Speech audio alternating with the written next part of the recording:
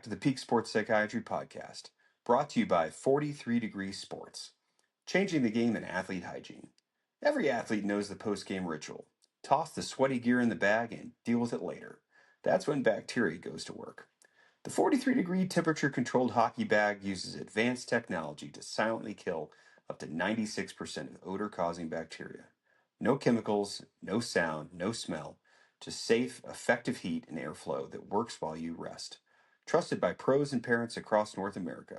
Learn more at 43degreesports.com. Now, let's dive in.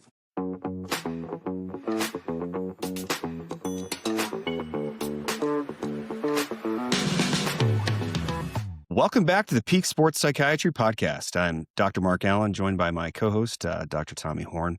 Today's conversation is one I've been looking forward to because it's not just about golf, it's about life after golf, identity, resilience, and mental health. Our guest is Steve Wheatcroft, a former PGA Tour professional who played over 300 events across the PGA and Korn Ferry Tours, winning twice on the Korn Ferry and building a reputation as one of golf's true grinders.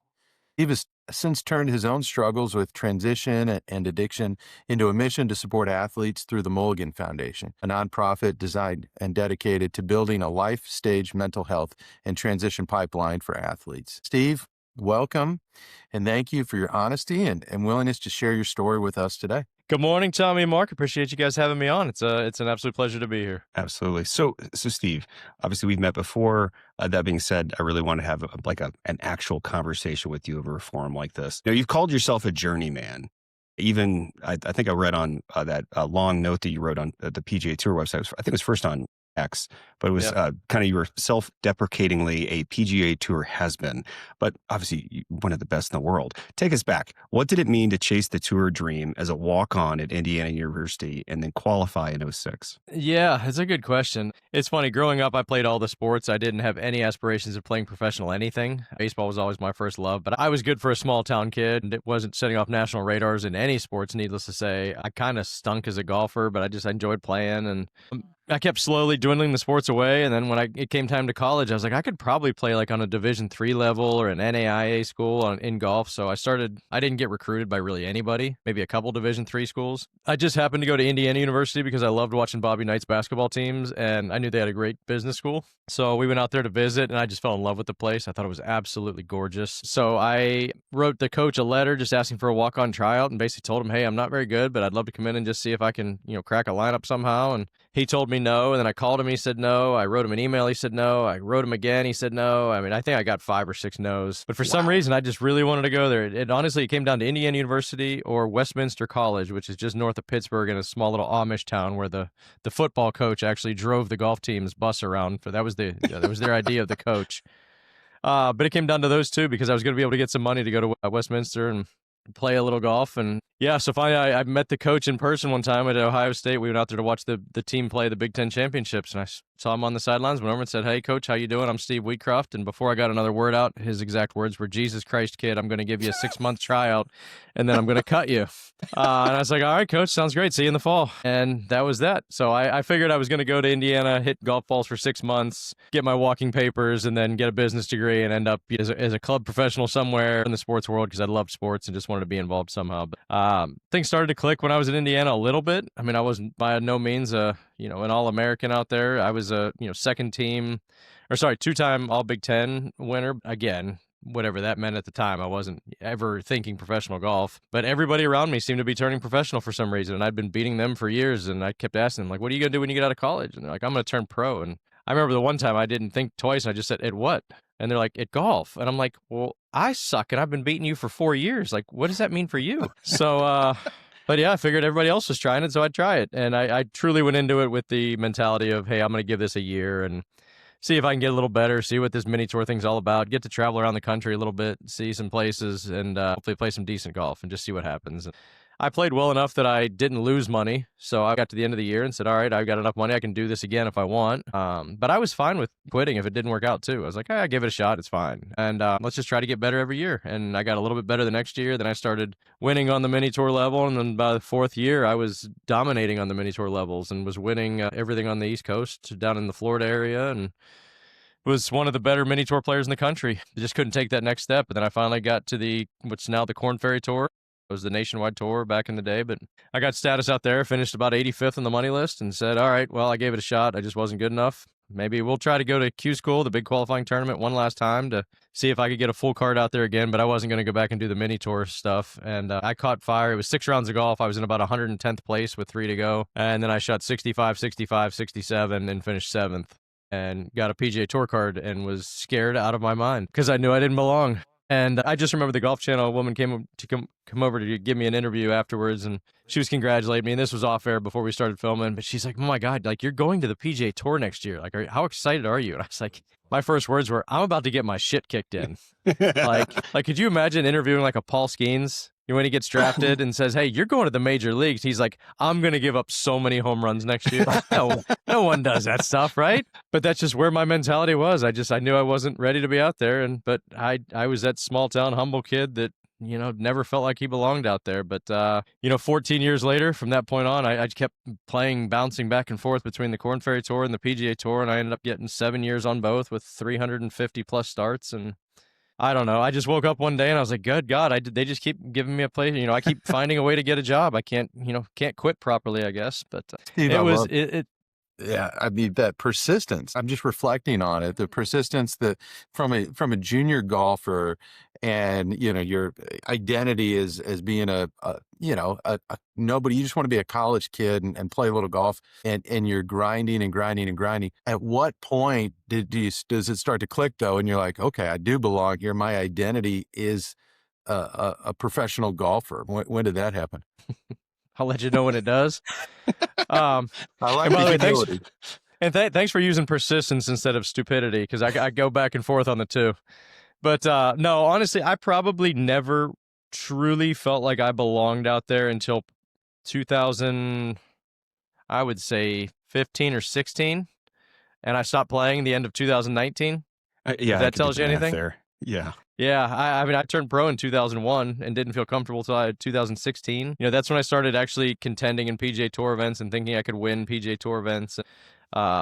But even when I was out there in 2007, I knew I didn't belong then. 2010, I thought I did, and then I realized, nope, still not ready. But I just kept doing that stuff, and then I stunk from 2013 and 14 on the Korn Ferry Tour and was getting ready to quit, and then somehow I won a tournament at the end of the year and got back to the PGA Tour, and then I got hot there in 2015-16 and started playing some really good golf and was finally comfortable. I think I just had my son at the time, and my wife was pregnant with our daughter going into 2016, so maybe that either added more pressure or took some off. I don't know what it was, but I just felt like I actually belonged out there. Like I'd put the time in. I knew what to expect. I knew the golf courses. I knew all the people out there. Like Tiger walked onto the range, I wasn't going to stop hitting balls and just stare at him the whole time anymore. I was, hey, I got to go beat him tomorrow, so I better get myself ready to go. But no, as far as feeling comfortable, I don't know if I ever truly felt comfortable out there. I always felt like a young kid that had gotten an exemption into the tournament somehow, that was like, "Hey guys, I'm here, I'm ready to play golf too." But I know that was one of the things that probably held me back, is just not having that confidence, that overarching theme that like, "Oh my God, I'm going to beat everybody here." That was never me. How fun was it to surprise yourself though? And it sounds like, I love the vulnerability of like, okay, I don't belong here, but I'm going to go out and, give it my best. That's got to be so fun to be like, okay, I caught fire a couple times, and that must have been thrilling for you. I mean, were those your proudest moments when you were surprising yourself, or what were those proudest moments on the tours? Yeah, proudest moment 100% was the day I got that PGA Tour card for the first time, because it's one of those, like I said earlier, I never felt like I belonged. It was like such an unattainable level of professional sports that I never thought was achievable. So it was just like, it was, as I wrote in the letter, it's like I might as well have said I wanted to own a Chick-fil-A on the moon. Like the thoughts on both were about the same to me. And I don't know. It was just never attainable. Like, those are the guys you watch on TV. That wasn't me. I was a small blue-collar kid from Pittsburgh that grew up with a humble upbringing and just loved playing sports. But like that, I wasn't going to be the guy on TV. Then I just remember I was in 110th place, and I was just trying to finish in top 75, where I'd go back and hide on the Korn Ferry Tour for another year or two. And I shot 65 and got to like 45th, and I was like, okay, that's a good move. Now I just need to hold my spot. And then I shot 65 again. I was 22nd, and I was like, well, I know they give 25 of these cards away tomorrow. And I didn't sleep at all that night, because I just kept thinking, I'm like, oh my God, if something weird happens tomorrow and I actually play a decent round of golf, I'm going to go to the PGA Tour. And I went out the next day and I played flawless. I made 5 birdies, no bogeys on a hard golf course, and shot 67 and finished 7th. after all that. And I got off the golf course and I was like, I don't know what just happened, but that was awesome. And I mean, I didn't come down off of that high for weeks. And it's still just one of the greatest days, just because it's you realize a dream that you never thought. A lot of people, like now these kids that are growing up, like, I want to get a PGA Tour card. And they get a PGA Tour card because they're expecting to get a PGA Tour card.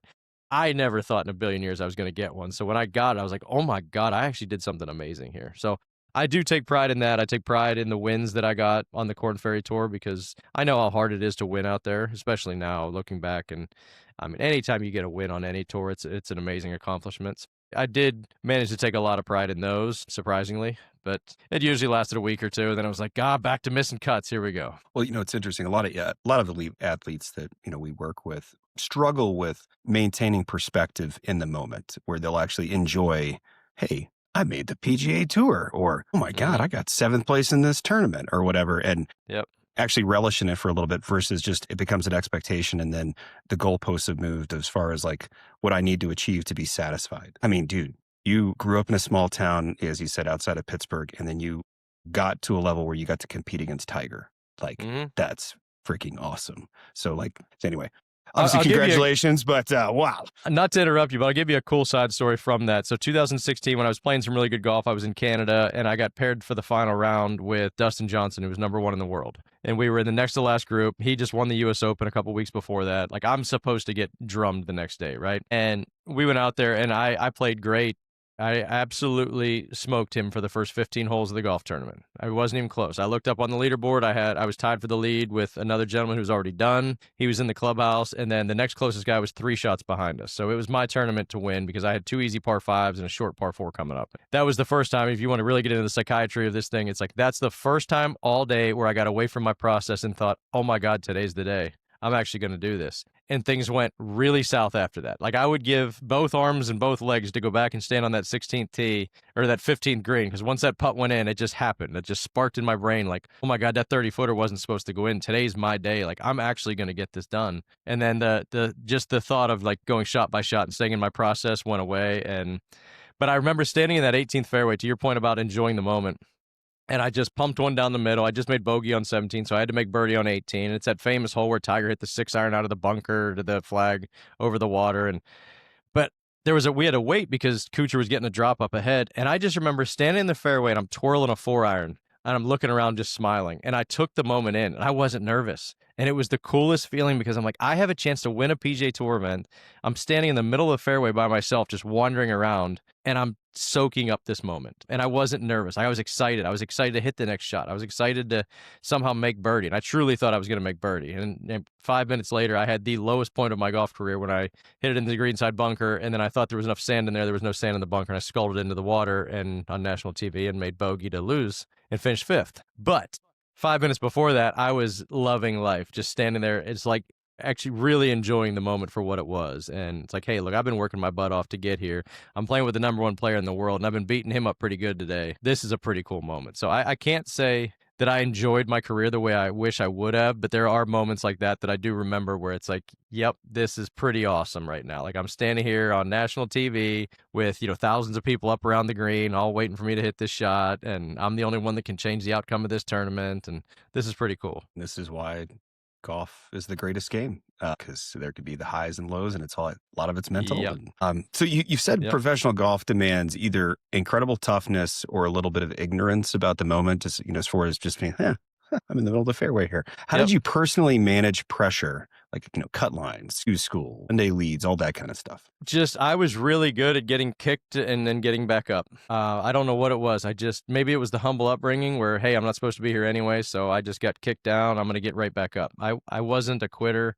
It was, I would tell my son this all the time, who's a 12-year-old baseball player, 11-year-old baseball player, but I was like, you either win or you learn. There's no losing, right? So if you lose, if you miss a cut, if you do something, learn from it. What can you learn to get better? And that's the one thing I learned the year on the PGA Tour. It's like, I got beat down every single week out there. I think I made like $4 all year, it seemed like. But at the end of the year, I got done. I was like, okay, I'm 206th on the money list. I could easily put my tail between my legs and go home, or I can learn from what I just watched the best players in the world do. What do they do that I don't do? How can I do that? How can I get better at this? X, Y, Z. So I think more than anything, to answer your question in a long-winded way, was just learning that resilience, that it's okay to get knocked down. It's okay to miss cuts. It's okay to not keep a card.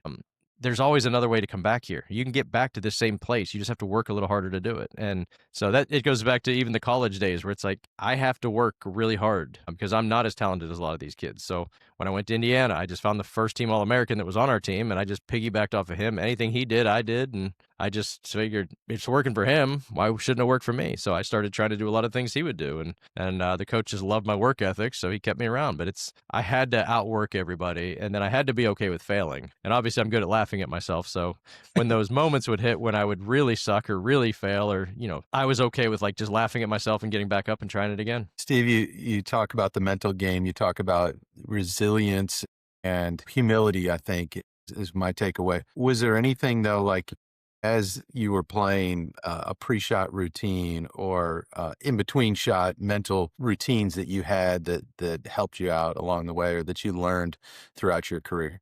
One thing I did that I didn't even know I did was I worked with a doctor for a little while. He was a hypnotherapist, but I was trying to find different ways to calm myself on the golf course. And I would tell him different things that I would do on the golf course or when I'd get off the golf course even. And he's like, you're already hypnotizing yourself. Like you're doing things that you're actually hypnotizing yourself. And he used to call it the slow blink, where I would do this naturally, where I'd be out on the golf course and I'd hit a shot or do whatever. And I'd try to calm myself down, but I'd take this long blink and I'd take a deep breath with it. And I wouldn't even know I was doing it, but I would automatically get my heart rate down every time. I worked a lot on my breathing to kind of stay in control because I could get running hot if things started going south and my heart rate would start racing and I could feel it. And the last thing you want as a golfer is to try to stand over a shot and all of a sudden your body doesn't feel right? Your heart's racing, your hands are jittery, your hands are sweating more than they should be. But if your heart rate was 15 beats per minute down, like it probably wouldn't be doing a lot of these things. So try to keep your heart rate as steady as you can. But I mean, when it's 98 degrees outside in Moline, Illinois, and you're walking up and down hills and fairways and you're on the clock because the guy in your group's not playing fast, like your heart rate's already going to be sped up. But you got to learn how to calm yourself down pretty quickly. So a lot of the breathing exercises really helped me. And I did a lot of that stuff on my own without even knowing I was doing it. And you did it before all the wearables and the whoops and the devices that you see on television. What about after, you get done with a round? It's a long, we talk about baseball a lot. That's one of your first loves, 162 games, but you're talking about a long season in golf.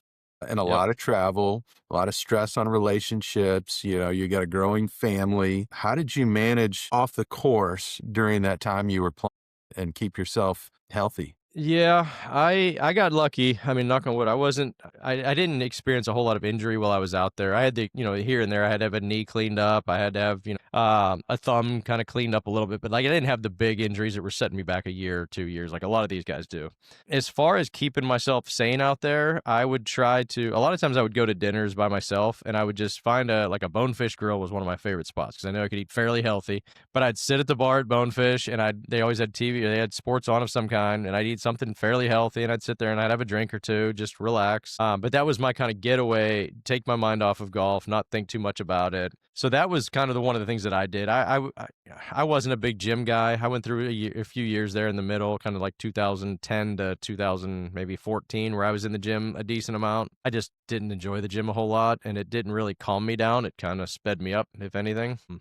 But no, I would work on making sure I was getting good sleep at night because sleep was obviously a huge part of the rest. And I didn't, there's a lot of times I would, if I played in the morning, I'd stay in practice and then I'd come home and I'd, turn on the coverage and I'd watch the same golf course I just played or the same tournament I just played on TV, and I'd just lay on a bed and just relax. And I would try to just chill for a little while and keep my body from kind of overdoing it, because I know that 6 days a week for the most part you're going with practice rounds or pro-ams and then 4 days of golf, and then you hop on a plane and you go do it again the next week. It could really wear you out, especially if I did more than 3 weeks in a row. I knew I was toast. That fourth week was iffy, the fifth week was, there's no way I've ever should have played 5 in a row. I mean, the travel, especially on tour, is a grind, and Yes. in most professional sports, there's so much travel involved, and most athletes struggle with the wind down and quieting their mind at night. And you alluded to, something that's pretty common, which is, might hit up the bar and have a couple drinks to sort of settle down. But Yep. in your essay, you talked about the dark side of that, which was after I think you had retired or were thinking about it. Yep. You wrote about having like one morning drink that sort of opened the floodgates and became the start of a spiral. and then ultimately led you to treatment. Can you tell us about that turning point? Yeah, of course. So I stopped playing in 2019. I was on the court. I had to, go back and play the Korn Ferry Tour in 2019. I just didn't want to play golf anymore, to be honest with you. I had full status out there again for 2020 and decided to hang it up. And I didn't miss it. I walked away happily. Like, I didn't miss playing professional golf, which was kind of strange. I thought I was going to miss it like crazy, which is a big part of this because a lot of people think that was my identity. Like, I got forced out of the game and I missed the game so much that it led me to drinking. That wasn't the case at all.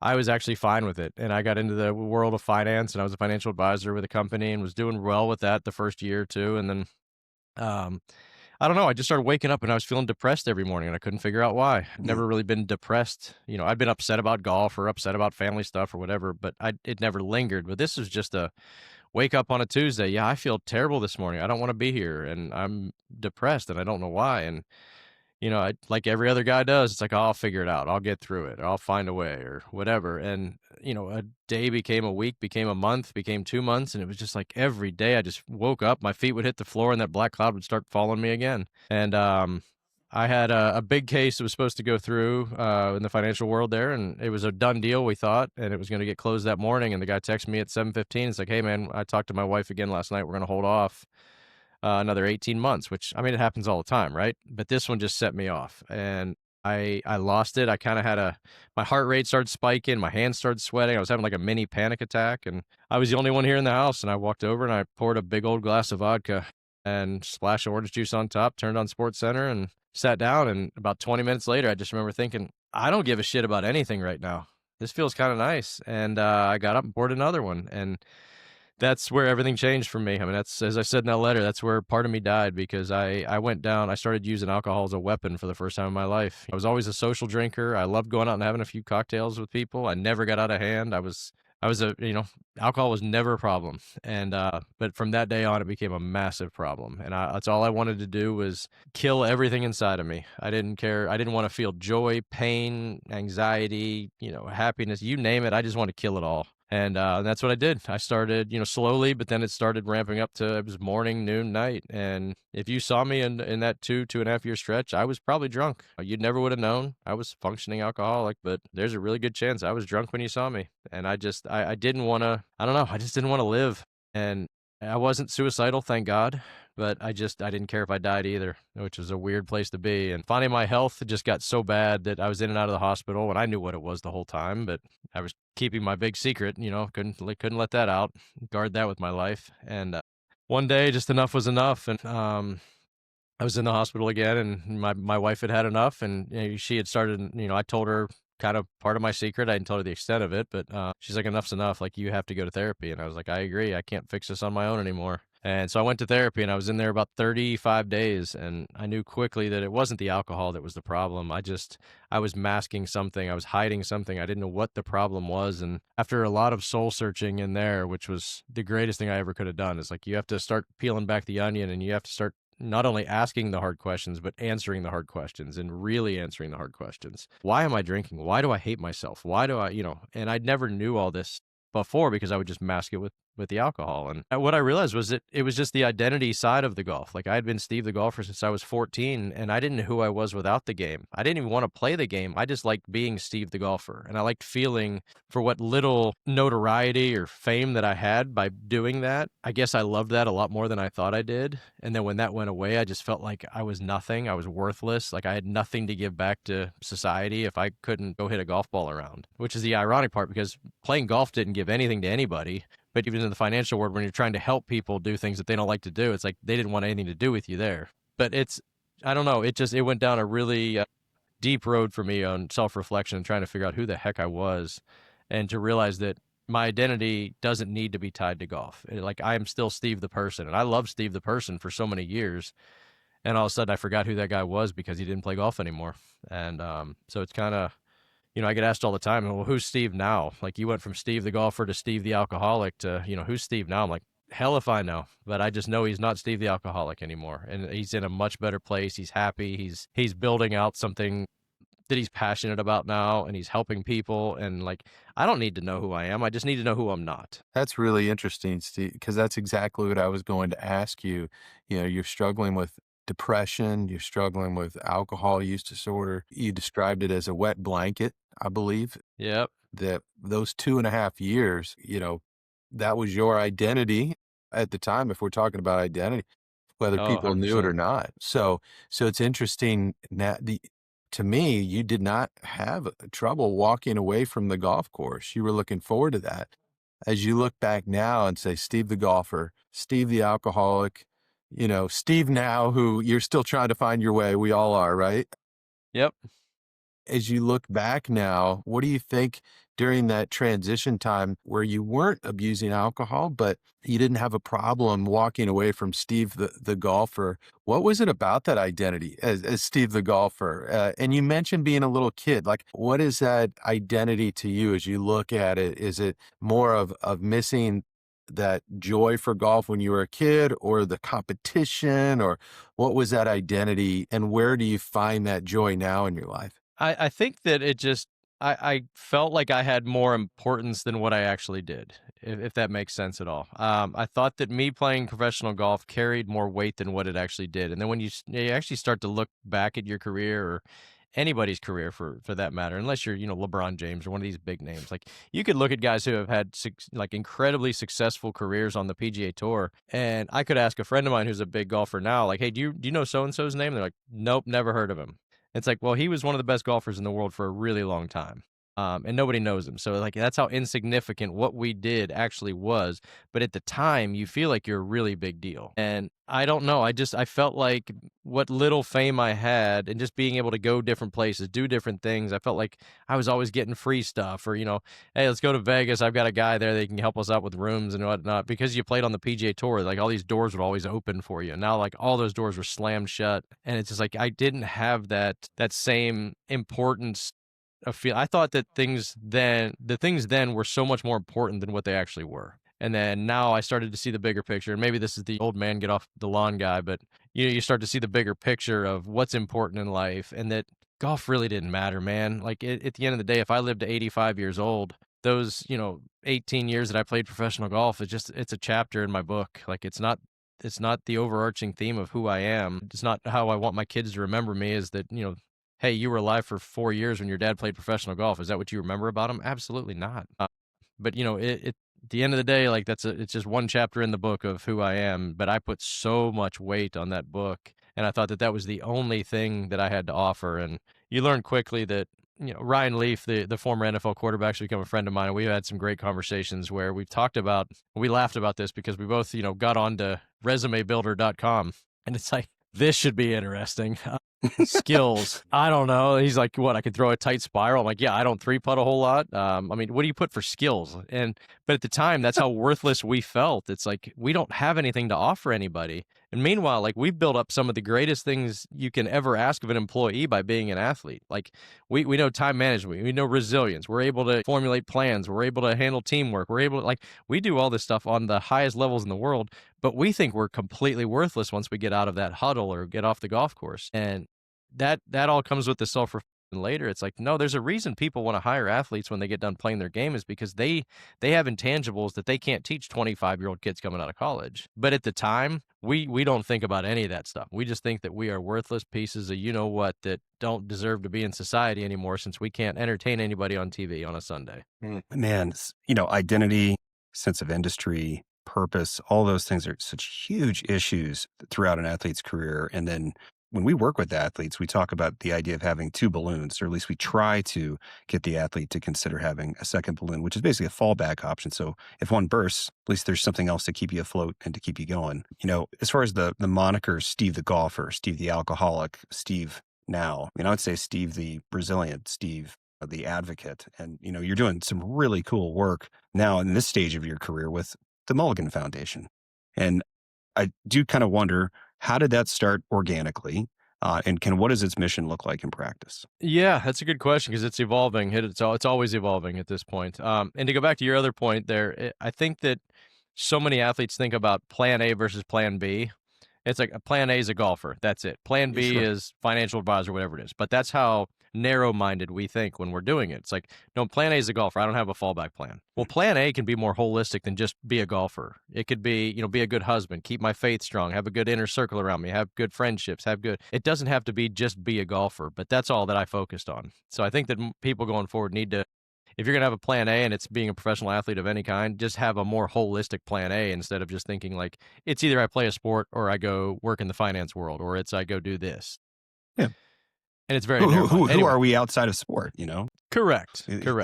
That's what's really big. Sorry, I didn't mean to interrupt. But anyway, so the Mulligan Foundation, it started because when I came out of the treatment center, I took about 2 months for myself because I was as scared as I've been in a long time coming out of there because I didn't know who I was. And I was kind of, it's easy when you're in this bubble where you can't have access to alcohol or your problems don't exist in this little bubble, right? You're trying to work through yourself, but you're sheltered.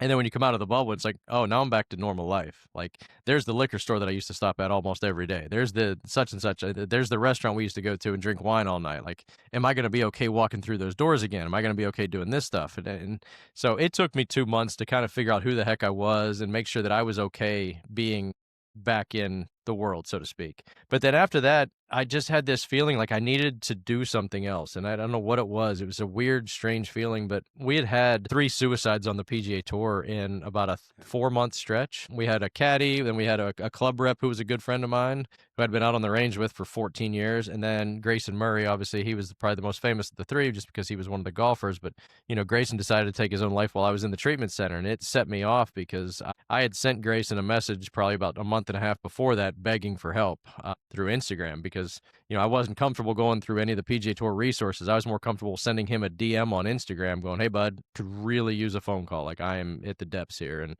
unfortunately, he never saw it. And he was obviously going through his own path, fighting demons.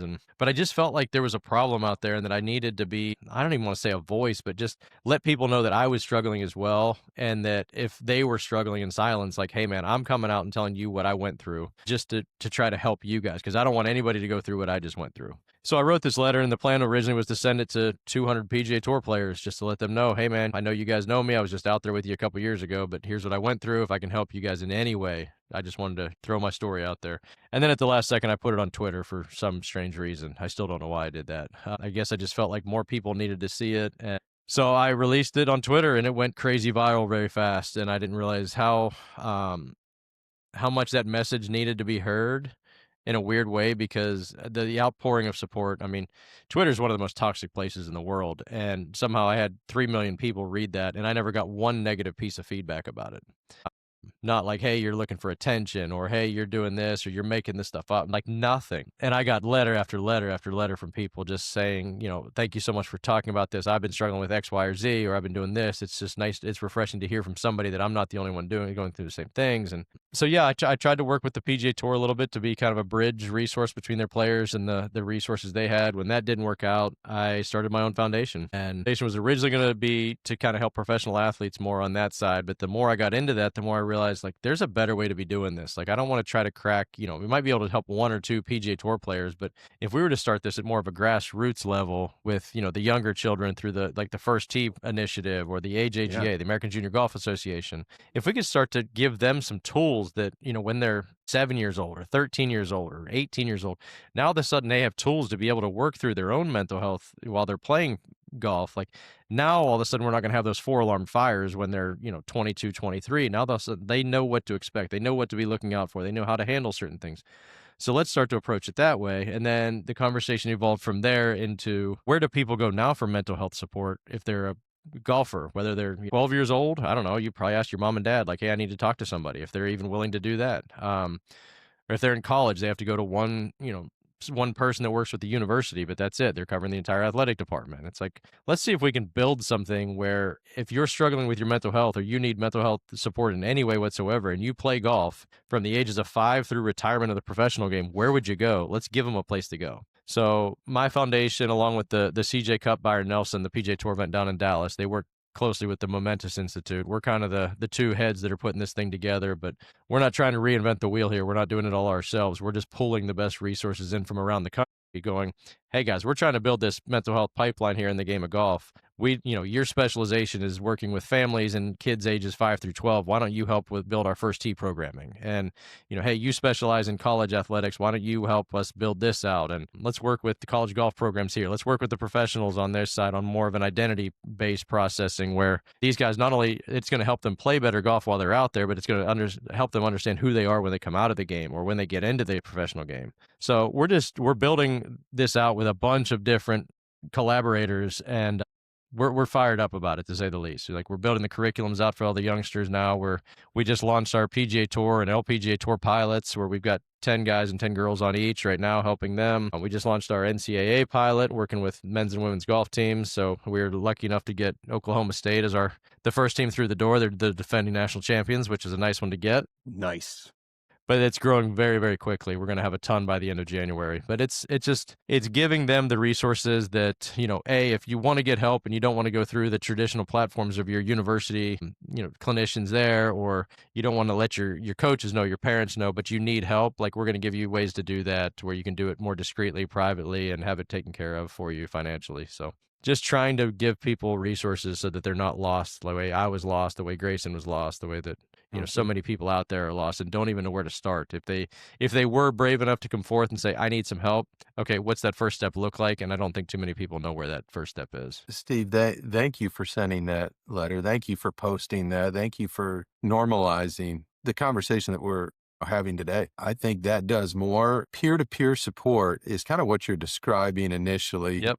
When nothing else seemed to be available as a support. Yep. And it's still so powerful for athletes or, professionals in any line. But you're talking about now building up in a collaborative way a pipeline, a life stage pipeline for athletes, from youth all the way through to retirement, transition out of the game. It's pretty amazing what's taken hold, but also the fire, it continues to build around these systems and resources. What's been the most fun in that? And I guess where are the biggest gaps? You mentioned a lot of different areas there where we can intervene with mental health support or resources. Where are you most passionate about? That's a good question, because I think there's two different answers. I think the biggest gaps right now are probably more towards the teenage side, the 12 to 18-year-old kids, because I think with social media right now and with NIL deals with athletes and the transfer portals and all this stuff, kids are under more pressure now than they've ever been in their lives. And I think that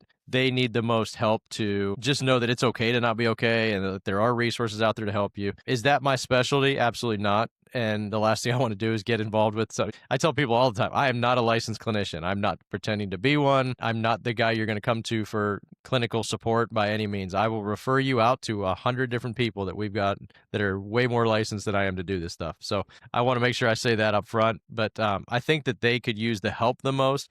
I think I can do the most help, or I can provide the most help on like the collegiate level and the early stages of professional golf, and then also the transition out, because I think that the PGA Tour does a great job. They're the biggest golf tour in the world, but I think that the kids that are coming up now are not prepared for what they walk into when they're 22 and 23 years old. And I think that they need a different voice to hear. Everybody's throwing money at them, everybody's throwing fame at them, but nobody prepares a kid coming out of, his mom's living room, going right to a college apartment with 4 of his best friends, to living on the road 30 weeks a year by himself, with every golf writer or blogger talking about, hey, why isn't he making it? Why isn't he doing it? And they're just not ready for the mental strain that professional golf is going to bring. And that's why my phone's been blowing up with agents calling from all across the country going, hey, we're really struggling with this guy. Like, we thought he was going to be a world beater. He was a first team All-American. Now he's not playing even decent golf anymore. Like, what's going on? I'm like, well, you know what's going on. It's not hard. The golf swing's there. He can play golf. But this is a different animal. So I think that that's where I can provide a lot of value to these guys is, I would love to see more of the grassroots approach like we talked about, where they have the tools to be working on this stuff so that by the time they get to the college ranks, it's a lot easier conversation and a lot easier process because they have kind of the backbone of it already. But I think that I can really help the collegiate athletes and the professionals as they transition into the game a lot, because, and hopefully through that process, like the identity process of, or the identity part of that content will help them transition out of the game as well, because they know they have a good firm understanding, because they've been doing it for so long, on who they are, what's important around them, so that they don't do what I did and basically finish up and going, well, I was only a golfer. That's the only thing I brought to this world. And we want to teach that from an early age, that no, this is just what you do. This isn't who you are. This is what you do. It's a job, just like anybody else. I mean, you could be a banker, an accountant, a painter. You could do all this stuff, and all you are is a golfer, right? It's a job that you do. That's, you're passionate about, but it's a job you do. It's not who you are. Yeah. Hey, Well, quick follow up to that. Yeah. Do you find, as you're working with all these programs now, you mentioned sometimes guys don't want to use internal resources. Colleges are starting to put more emphasis around the mental game and preparing for well-integrated individuals who most of them are not going to play professionally. But do you find through the agents or through the athletes themselves or families that there is a big demand for external resources in addition to the integrated resources at these institutions? Yes, very much so. And I can speak to that. I just went to the college coaches convention out in Vegas in early December, where there was the men's and women's golf coaches there. And I wanted to go out and introduce myself to a bunch of them, let them know what we're doing, but kind of get a feel for what the coaches were focused on, what they really, what they wanted to help, or how they could help their teams better. And I heard this a lot with the mental health side of things, because the coaches have so much on their plate now, trying to recruit people through the transfer portal, trying to build the best schedules, trying to compete against the best teams, do all this stuff. Like, they have a whole lot going on, that the mental side of this is hard enough. They can handle certain parts of it, but they also, like, the kids also know that if Johnny's on the golf team and Johnny's really struggling with his mental health or with his substance abuse, and the team's supposed to go to Vegas in a couple of weeks to play a golf tournament that UNLV is hosting, do you think the coach, if he knows that Johnny's struggling with alcohol and depression, is going to take him to Las Vegas to play a golf tournament? No, probably not. So Johnny doesn't want anybody to know what's going on, so he can't go to the college counselors that they have, because it's going to get back to the coach. But Johnny knows that he needs help. So there needs to be a different way to give Johnny access to help. And that's why the groups like the On Rise and the Mind Flows and some of these other groups that are out there that offer peer support specialists or licensed clinicians that the universities can go through, where the kids can literally go in there, log in, say, yep, I want to work with Dr. So-and-so on this Tuesday. I'd love to just talk to her and see if I can start helping myself, and she can help me without the school knowing, without my coach knowing, so my playing time doesn't get cut, or things like that. So more than anything, we just want to give them options. It's not like the schools are doing bad work or the clinicians are bad at what they do. It's just, we want to give them other options, so that if they're not comfortable going down one route, they have other routes to go down, so they can still get the help. And they're not going to find that roadblock like, nope, I've met with Dr. So-and-so before. I don't like him at all. That's the only clinician we have on staff here at, X university. So I guess I'm just going to have to figure this out on my own. Like, that's the last thing we want. Yeah, that fits with our mission too, I think, Mark. Yeah, No, just I mean, options. you teed it up that it's the push and pull. Like, athletic departments are strapped. They're under-resourced, underfunded. I think their hearts are in the right place, that they want to be able to take care of the student athletes that they actually have in the department. But the reality of the matter is that there simply isn't enough support quite yet, even though there might be an NCAA mandate by the end of the past year to at least have someone who's athlete informed within the department. But that's exactly why we're in the business of what we do, is to provide an athlete mental health, or athlete informed mental health resource for, to be an external sort of tack on to athletic departments around the country, for professional organizations, just exactly what you're describing. Because if an athlete doesn't feel like you understand their culture, going back to that word athlete informed, they simply won't seek help. They're a vulnerable population that's underserved because they don't think that other people get them. But I want to, give you another, some props here.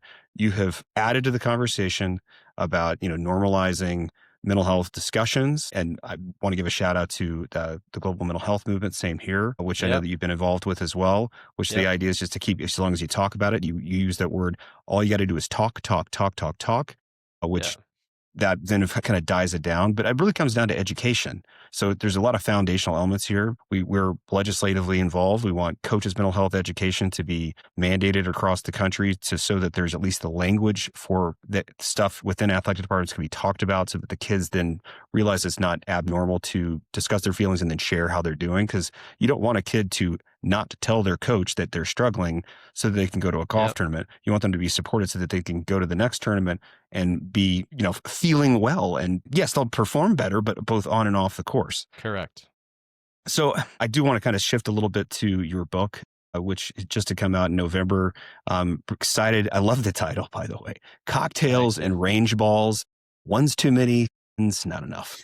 Can you give us a little bit of a sneak peek? Yeah. So I had no intention of ever writing a book, to be honest with you. I've been told for years, you need to write a book. I've had some cool experiences out on tour and got to meet a ton of incredible people. I met 3 U.S. presidents. I got to sit and have cocktails with Wayne Gretzky and Michael Jordan for hours and just share stories. I mean, just the random stuff and celebrities and Justin Timberlake's and Bill Murray's and, I mean, you name it. Just, again, it's that PGA Tour life. It's that cool life I got to live for a little while, which probably helped feed the ego and made me just pump that identity up even more, right? But, for years I was told you need to write a book, and I wasn't going to write a book. And then a friend of mine in the recovery circles said same thing to me, and I was like, look, I'm not writing a book. And he's like, no, you don't get it, man. You're not writing it for you. You're writing it for him. And I was like, okay, who's him? And he's like, oh, you'll know when you write the book. So honestly, if it wasn't for that, I probably wouldn't have written the book, but it just got me thinking like, okay, I put a letter on Twitter and 3 million people read it, and I was able to help a ton of people from that. Like what could a book do? It's the same thing. It's like the book's not going to cost me really any money to write. Let's just take some time and write it. So I spent some time, I jotted some notes down, and then all of a sudden it started coming out, and everything came out pretty fluidly. And ironically enough, I released the book. I was trying to come up with a catchy title, so Cocktails and Range Balls, but a big a phrase in the alcoholic circles here is, one's too many, 10's not enough, talking about drinks. But I was like, well, it was very similar with me with Range Balls, is that once I started practicing, I didn't stop. So 1 was too many, 10 wasn't enough with Range Balls. So it fit very well, and it was a catchy title to it. But yeah, so I released Cocktails and Range Balls on November 4th, and November 5th, I woke up to a message from another tour player who had written and said, hey, I happened to see your book came out, and I know we don't know each other all that well, but I'm really struggling, and I could really use somebody to talk to if you give me a call ASAP. And I was like, well, it took 15 hours, and I found out who him was, and it was a very, going down a similar path that I was going down. And it was, good on him for recognizing it and getting out in front of it and actually asking for help. But it's like, it was the same thing that I pretty much did with Grayson back in the day. It's like, hey man, I don't know if this will help or not, but I see that you're out there and you're talking about it, and I really needed somebody to talk to about it. And, which is all I was trying to do. So I said the book could have gone away 50 hours after I wrote it, and it did its job. So it's been awesome, and it's the sales have been good on it. I've gotten great feedback from a lot of people, and it's at the Mulligan Foundation, we have so many different resources that we can use to help people. And I tell people all the time, the greatest resource I have is just telling my story, because it opens people's minds up. And it's the same way that I sat in an AA room for the first time, and there was a 70-year-old homeless man sitting there, and I was like, God, I don't belong in this room. And he started talking, and everything he said, it was like he was talking to my soul. And I was like, oh my God, this guy and I have so much in common. And we had nothing in common, but it's like we're in there fighting the same demons, and he's telling a story about his life that could have been my life. And I just remember how much that impacted me, and how telling my story, someone's going to hear this podcast and go, oh my God, that's me. Like, the road he was describing is the exact road I'm on now. And he's trying to give me a roadmap on how to get out of it. So that's all I try to do, is just create the awareness. Like you guys have spoken about it a couple of times on this pod alone. It's just like, just get it out there, normalize it, talk about it. And you realize quickly that once you start talking, you usually don't shut up about it. Amen, Steve. You've got a gift for it. You do. You're truly gifted in it, telling your story. And then I can tell you've got a passion for it, because it brings so much purpose to your life now. But the ripple effect is really incredible. So yes, we can't promote the book enough, Cocktails and Range Balls. Maybe we've got time for a couple more before the speed round, Mark, but yeah, sure. More broadly, as we think about the impact you're making on the game, and even outside of this goes beyond golf. But what advice would you give to any athlete, professional or recreational, who feels their identity is slipping away when their performance falters? Yeah. The easy one, and I'll go back to it, is just that understand your identity is not tied to your sport. It's just what you do. At some point in your life, and it's hard to tell people this, especially young kid, 23-year-old kids that are, just getting into the peak of their career, the beginning of their career. It's hard for them to understand. But what I usually try to tell them is like, look, go do exactly what you do on the golf course. Go work hard, go practice, go try to be the number one in the world. Like, no one's telling you not to do that stuff.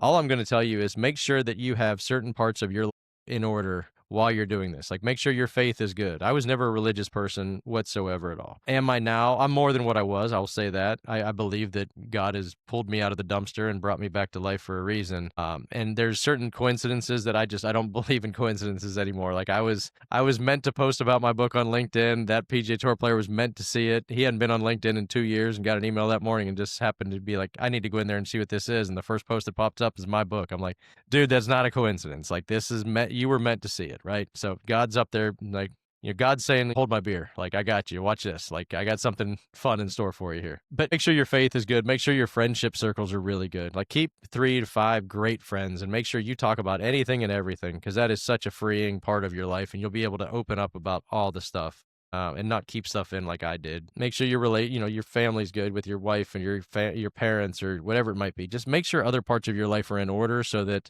if we pulled one part of your life away, that you know who's there still. And I didn't know that. Unfortunately, I let a lot of that stuff slip when I was out there because I was so focused on just being one of the better golfer, or the best golfer I could be, that, I equate it all the time to like a painting. If you had a painting of something on there, and say there's an animal right in the middle of the painting, and you say, what's the picture of? And you're like, oh, it's a duck. Well, if you take the duck off the picture, now what do you have up there? It's like, oh, I didn't even see the cloud up there. I didn't see the plant down there. I didn't see.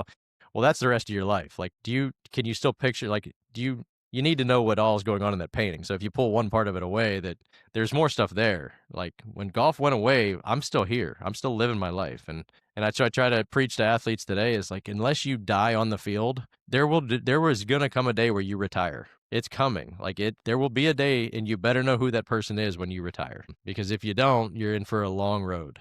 And, that you look at Scottie Scheffler's the gold standard right now, but what he spoke of this past summer was, I mean, it is, you should write that and, hang that in the Louvre, because every golfer in the world needs to write that. And it's like, what's the point? Like, I'm trying to be number one in the world. I'm not out here being a role model because I'm a golfer. Like, what's the point? Why do I want to win this tournament so bad? So I can celebrate for 2 minutes and then it's back to normal life? I'm like, God bless you, man, because you're the greatest golfer in the world, and you could preach the exact opposite of this, but he gets it. He's a unicorn, but he'll be fine walking away from golf. He said it tomorrow. He's like, if golf got in the way of me being a good husband, I'll walk away from it tomorrow, and I honestly believe that he'd be okay with that.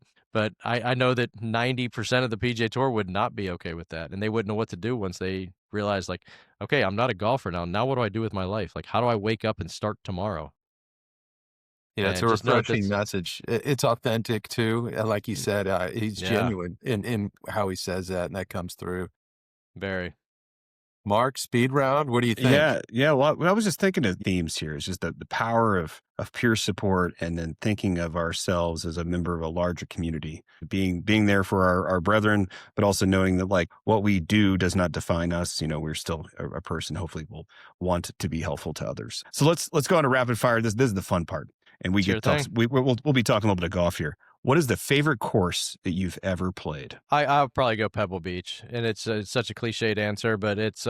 I grew up in Pittsburgh, and I worked at Oakmont, which hosted the U.S. Open last year. Oakmont's a staple. Brutal. I mean, it's brutal. It's a really, really hard golf course. It's probably my favorite place to play, just because it's I worked there for 3 years. I played all the time, but there's something about 2 places I've been to, Pebble Beach and St. Andrews with the old course. There's something almost spiritual about those places. And I tell people all the time when they ask me about Pebble Beach, I was like, if you don't believe in God, go play Pebble Beach. Go walk 18 holes at Pebble Beach and tell me you don't believe in God, because there's some kind of weird magic. Every time I'd go out, I've probably played it 75 times now. I've been very lucky. I played a bunch of different tournaments out there. I played a U.S. Open out there, and every single time I go there's something mystical about that place. And it is, it's one of the best walks in golf. I'm actually holding a St. Andrews tee right now. There you go. It's my comfort at my desk.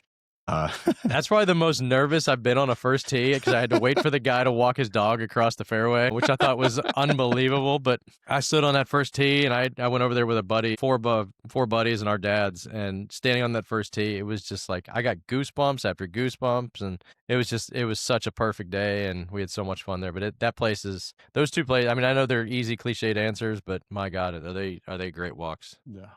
Amazing. Yeah. Good. Before we started recording, I think we were talking about your short game and how that was your go-to. What about hardest shot under pressure? For any golfer? Or for you? How about for you? Or for me? Trying to hit a 4-iron off of a tight lie for me. I was never a long iron guy, so trying to hit long irons high and soft, That's the one takeaway I took away from my first year on the PGA Tour. I was like, every par 3 is 220 yards over water, so I need to figure out a way to hit a high 4-iron, and because everybody else does it, and I hit these slap cut 4-irons that come in there and racing over the green. But yeah, long irons, I hated hitting long irons. So give me a 3 or 4-iron off a tight lie on a fairway, and I wasn't feeling confident. Let's put it that way. What was a practice drill that you'd recommend every golfer? And how did you actually end up hitting a 4-iron in a tight lie? I never did, actually. That's why I didn't play very long out there. Practice drill. I did a putting drill all the time where I would set up kind of like 2 knitting needles or pencils, whatever, but you can have a string on top of them, and you put one in the ground, and then you put one over the middle of the hole on a straight putt. And you put the golf ball perfectly, underneath the line. So half the ball's on one side of the line, half the ball's on the other. And you just hit putts, and you make sure that ball starts underneath that line every time. And you can start to move it. So if, the putt breaks a cup left or right, then all of a sudden you move the second pencil a cup left of the hole. But you're starting that ball underneath that line every time. So more times than not, amateurs don't hit their lines like they think they do with the putter. They think, okay, I'm going to play this putt straight, and then they push it out, to the right edge or push it off the edge, like, oh, that thing broke right. Like, no, you started it dead right. So this is a great way to understand where all of your putts come off, so you're hitting your lines every single time. So I would go through that drill every single tournament. I would put a string down and start hitting putts underneath it, because if I knew I was hitting my lines with every single putt, then I knew all it was either where was I aimed or the speed. But I know most amateurs never work on their putting. But it was always a great drill. I guess I'm going to have to invest in some number 2 pencils with my son. It's a cheap training aid. I can promise you. Take 2 Ticonderoga pencils with a string, duct tape a string to the top of it. It's easy. Ticonderogas are expensive. Yeah. I got 5 kids. I know that. Hey, Yep. Steve, who's a mentor over the years who's made a big impact on you? That's a good question. I'd probably give it to my college coach, my original college coach, Sam Carmichael. Sam was probably the reason I'm here today and not, a head professional somewhere else. Because obviously, I would say he took a chance on me, but he told me no 6 times first. But he brought me in, and he had no business even trying to work with me, because I was the last guy on the team, and I was probably getting cut in a few months anyway. But he would still spend some time with me and give me some drills to work on. And because my work ethic was so strong, I just kept working those drills over and over and over. And then I came back I went home that summer, and things really clicked. And that's when I took it from like, hey, I'm an okay golfer, to, okay, I'm good enough I can make this team now. And I came back my second year, and I actually beat out the first team All-American in qualifying. And I just remember he looked at me like, what the hell got into you, boy? And I'm like, I don't know, all this bullshit you've been teaching must have worked. But honestly, I think that if I hadn't gone that direction, I never would have played a hole of professional golf. So just him taking a chance on me and giving me some things to work on to start my college career and kind of take me to that next level where instead of playing local junior events, I was playing the U.S. Amateur and the Western Amateur that first summer after being at Indiana. I would probably say he probably had the biggest impact on where my life headed from that point on. Obviously there were some great people that I had, my family, my parents have been phenomenal from day one. So I've always looked up to them because they've given me everything I've ever needed, and they were there to support me every step of the journey through the highs and the lows. But as far as the golf side was concerned, I would probably say Sam, just because my life would have turned out completely different if I had gone to the old school in the Amish country there in Pittsburgh. Yeah. Okay. Favorite golf and non-golf book? You are an author. Yeah, this is going to be bad because I'm not a reader. I'll give you the best golf book that I ever read was from Bob Rotella, who's kind of the gold standard for golf writing. It's Golf is Not a Game of Perfect. And I just remembered reading it, and I thought at the time, there you go, Rotella. He's got so many good ones. But I remember reading the Golf is Not a Game of Perfect. Everybody raved about this book, and I read it, and I was like, that was one of the dumbest books I ever read. It's all simple stuff. And then somebody said, well, do you do it all? I'm like, no, I don't. Probably should start. And then I did, ironically speaking, about that same summer, I went home after college. I read that book, and I went out and I played my first ever big amateur tournament. Not big, but it was like a local tri-state amateur event, and I ended up winning. And I remember going back to a lot of what Rotella wrote in that book, and it was so simple, but you don't do a lot of the simple things, and you start to let your mind wander, and you start to, but it brought me back in completely. So that was kind of that was the gold standard, and Rotella's always been the gold standard. He teaches things in such a simple way that when he asks you the question, you're like, hey, I'm not an idiot here, and then you go, actually, maybe I am because I don't do that. But no, Bob Rotella, Golf is Not a Game of Perfect. You can get that right after Cocktails and Range Balls.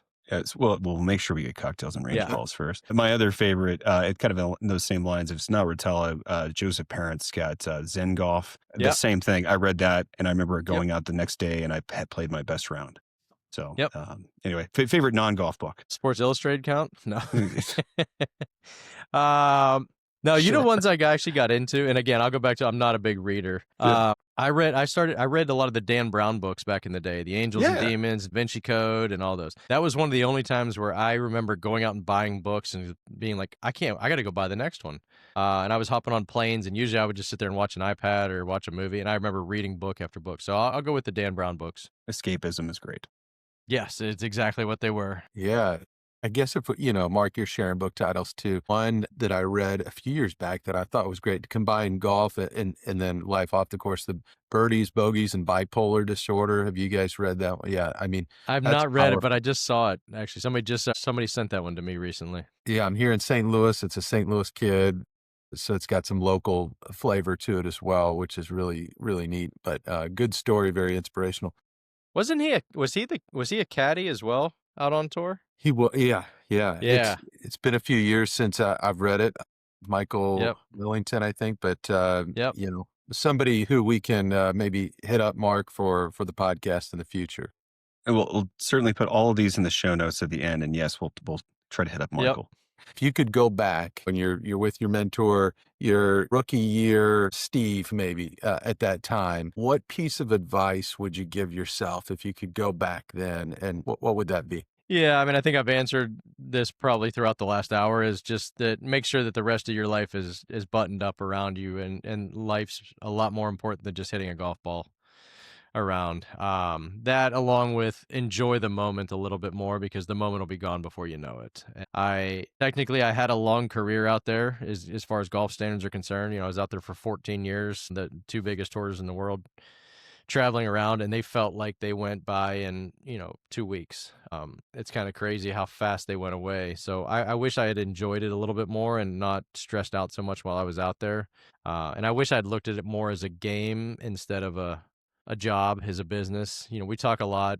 I do my own podcast here as well, and we talk a lot about how the love for the game goes away the more you play it and the more it becomes a job, and how a lot of guys love the game of golf most when they're either in high school or in college, or the first couple of years of playing professionally, but after a time on the PGA Tour, it beats you down and wears you out. So I wish I had enjoyed it a little bit more when I was playing on the biggest stages, the golf side of things, instead of turning it into a business. But yeah, the overarching theme for me would be to make sure that I understood exactly who the heck I was, because I liked that person a lot, and I thought that I had a lot to give the world, and then I completely lost sight of that when I stopped playing golf, and I thought that all of my self-worth was tied to what I shot on a golf course or what status I had in the golf world. Steve, thank you for the honesty, the humor, and the heart you brought to this conversation. Your journey showed that talking about struggles doesn't make you weak. That's the thing that keeps us alive and connected. For those who want to learn more, check out the Mulligan Foundation, Steve's podcast, The Uncomfortable Chat, and keep an eye out for his new book, Cocktails and Range Balls. One's too many, 10's not enough. We'll have links in the show notes along with Steve's social channels. Thanks a lot, gentlemen, for having me on. I really appreciate it. You guys are the best, and keep doing what you're doing. Keep creating the awareness. Amazing. And if this episode resonated with you, please share it with a golfer or an athlete in your life. Subscribe to the show and leave us a review. We'll be back soon with another conversation at the intersection of sports and mental health. Until then, stay well, and remember, it's always okay to take a mulligan.